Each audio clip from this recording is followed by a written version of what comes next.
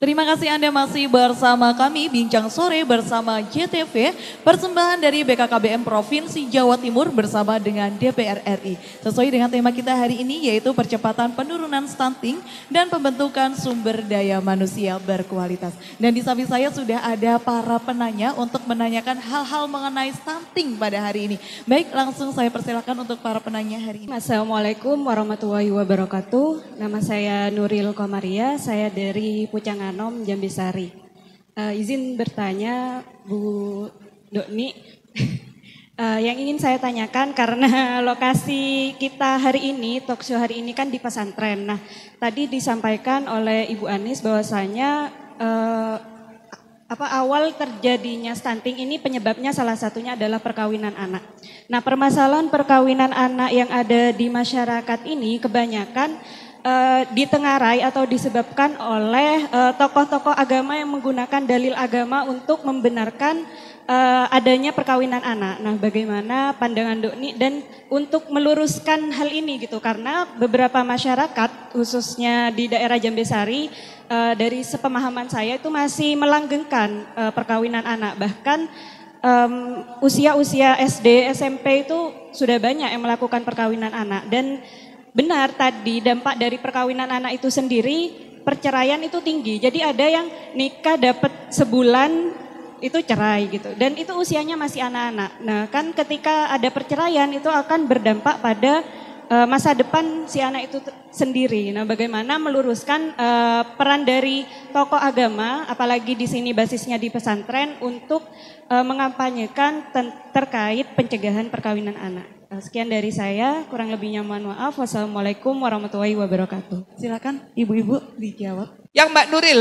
jadi sebenarnya kalau kita melihat pesantren ini punya luar biasa fungsinya ya. Kalau orang kampung ini mau nikahkan anak, tanggalnya pasti tanya ke pondok, ke kiai. Mau menanam padi, kapan tanggal yang pas, tanya ke kiai. Mau mulai bangun rumah, tanya ke kiai. Tokoh agama, kiai, bunyai ini punya peran yang luar biasa sentralnya. Dan itu disadari. Oleh sebab itu, tadi yang disampaikan oleh Bu Anis, bagaimana sebenarnya menggandeng para kiai. Para kiai ini luar biasa, mereka punya ilmu yang tinggi. Cuman terkadang bisa jadi perspektifnya. Saya percaya seluruh agama itu, terutama agama Islam, itu yang lebih diutamakan adalah bagaimana soal kesejahteraan. Nabi itu pasti akan malu kok melihat banyaknya umat tapi kualitasnya melehek-melehek gini. Nabi pasti akan malu melihat banyak umat tapi semuanya stunting. Nabi pasti akan malu punya banyak umat tapi tidak punya kemampuan, gitu loh.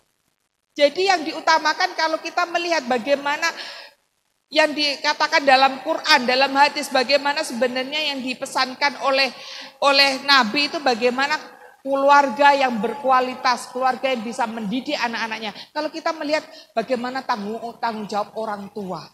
Bagaimana tanggung jawab orang tua itu mendidik anaknya untuk bisa berkualitas. Baik, terima kasih atas waktunya ibu-ibu sekalian ya. Perlu digarisbawahi bahwa pentingnya tanggung jawab orang tua untuk mendidik anaknya menjadi pribadi yang berkualitas.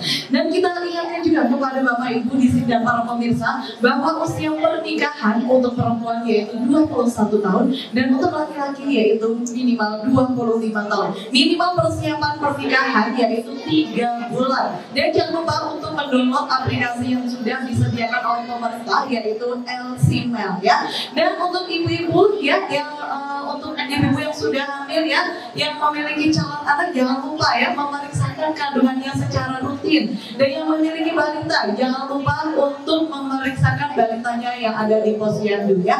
Baik, terima kasih Bapak Ibu yang ada di depan juga dan para pemirsa di rumah ya. Sesuai dengan tema kita yaitu percepatan penurunan stunting dan membutuhkan sumber daya manusia yang berkualitas. Saya ucapkan terima kasih kepada para warga Bondowoso dan para narasumber kita yaitu Wakil Ketua DPR RI Komisi 9 yaitu Ibu Dr. Haja Nihayatul Wakil MA.